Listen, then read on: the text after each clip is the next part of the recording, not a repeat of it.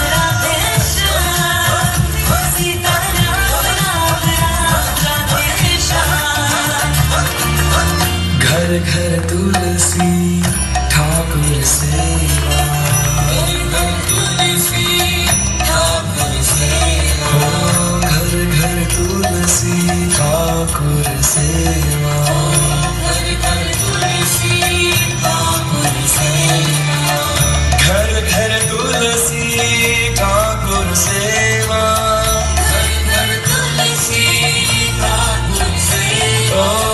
दर्शन गोविंद जी को,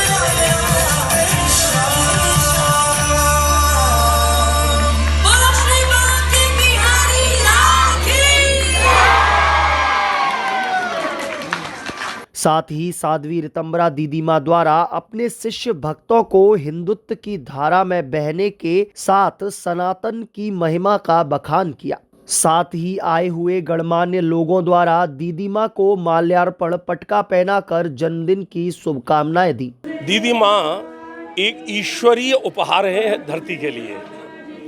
राष्ट्र की अद्भुत पताका को फहराने में यदि डंडे का प्रयोग सुदृढ़ डंडा न हो तो राष्ट्र की पताका नहीं फहराती है। तो गुरु कृपा प्राप्त करके दीदी माँ ने वह सुदृढ़ अपने संकल्पों के साथ में भारत माता के यश पताका के लिए देश विदेश में फहराया तो है ही, किंतु उसके साथ में आज यदि राम मंदिर को हम देख रहे हैं तो राम मंदिर के जिस समय शिलान्यास के समय दीदी को जिसने नाचते हुए देखा होगा राष्ट्रीय चैनलों पर भी, तो वह समझ सकते हैं कि दीदी माँ को कितनी प्रसन्नता हुई होगी। जिन्होंने राम मंदिर के लिए जेल गई, जिन्होंने उन यातनाओं को सहा अपने शरीर पर, और आज जब अपने आंखों के आगे यशस्वी प्रधानमंत्री श्री मोदी जी के रूप में जिन्होंने अपने उस पूजन के कार्य को देखा तो वो प्रसन्नति मेरी स्वयं दीदी माँ से बात हुई। बोले मनोज भैया आप समझ नहीं सकते मैं उतनी कितनी खुश थी।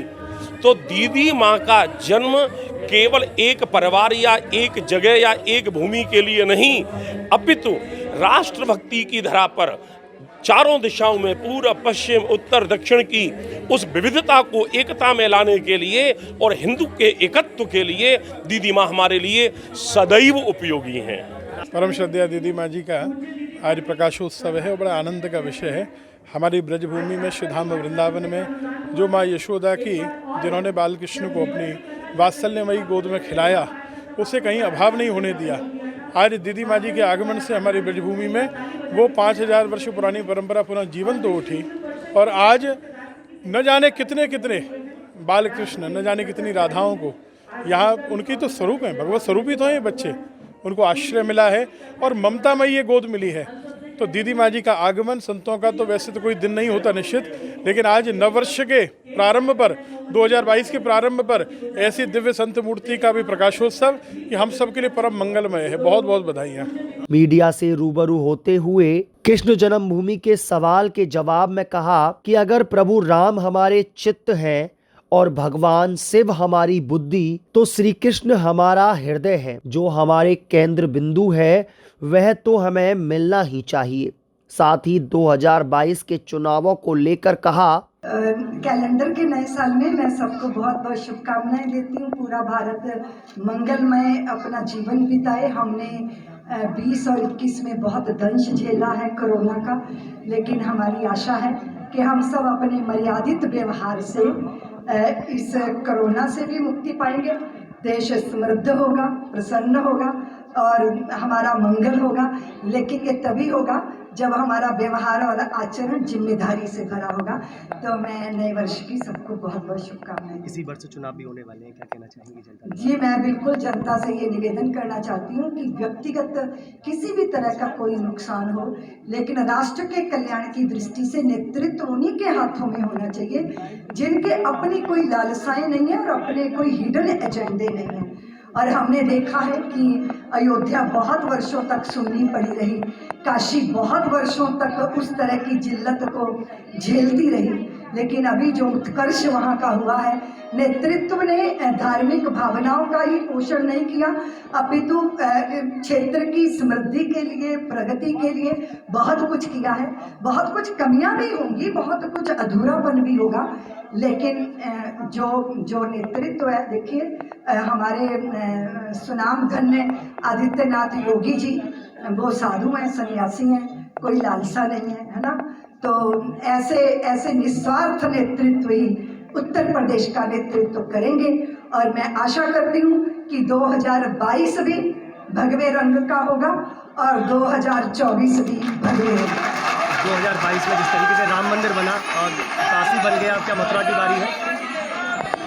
ऐसा है कि अगर राम हमारा चित्त है और अगर शिव हमारी बुद्धि है, तो कन्हैया हमारा हृदय है।